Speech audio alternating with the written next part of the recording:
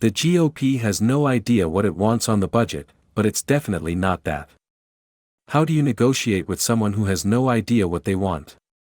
That's the challenge for President Biden, as Republicans say he must satisfy their fiscal demands before they'll raise the debt limit, even though they can't decide what those demands actually are, and they have zero credibility for delivering 218 House votes for whatever those demands eventually turn out to be.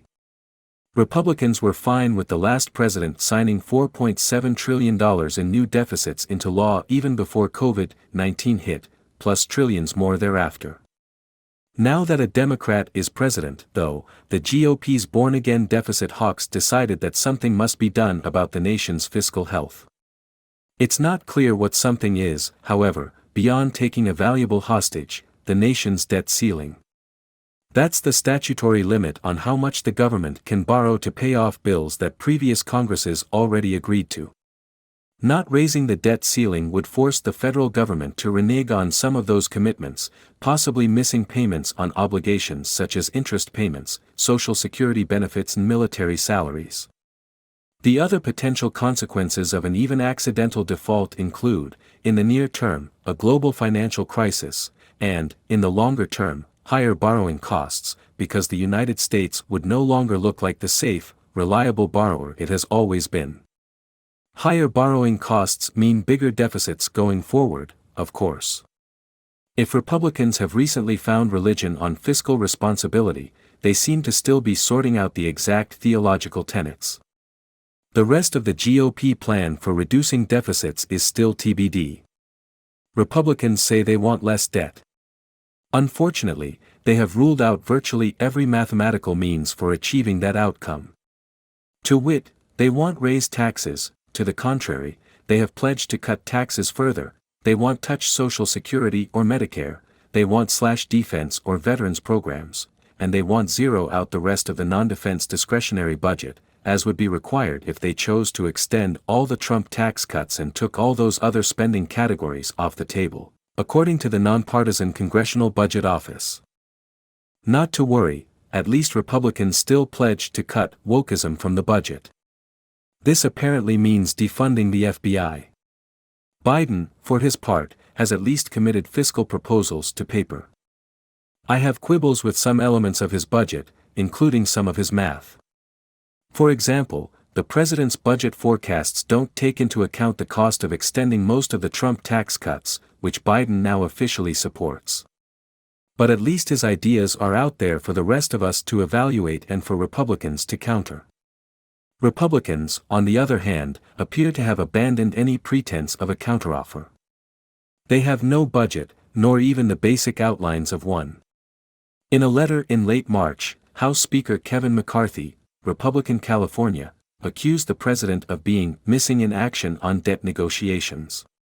Never mind, apparently, McCarthy's lack of concrete positions of his own, beyond platitudes about reducing excessive non-defense government spending, which ones are excessive, and advocating policies to grow our economy and keep Americans safe, including measures to lower energy costs. Okay, how? The same day, on CNBC, McCarthy defended his caucus lack of budget by saying, the budget doesn't have anything to do with the debt ceiling.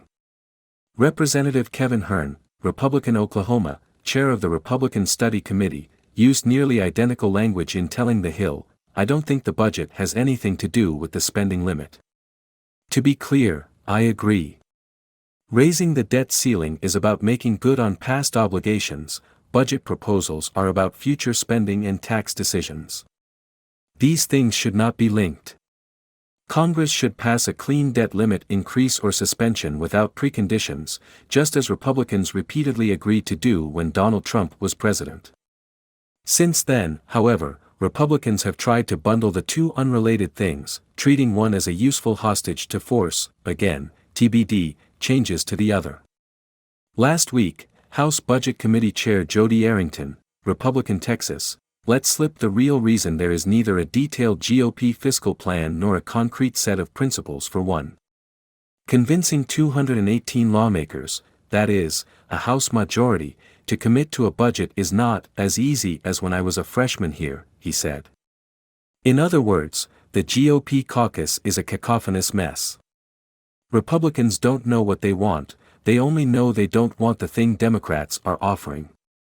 Which is reminiscent of the dynamics of many other major policy debates in recent years. And yet Republicans keep demanding that Biden sit down, negotiate and make concessions. Each time they do, the rest of us should respond, concessions on what?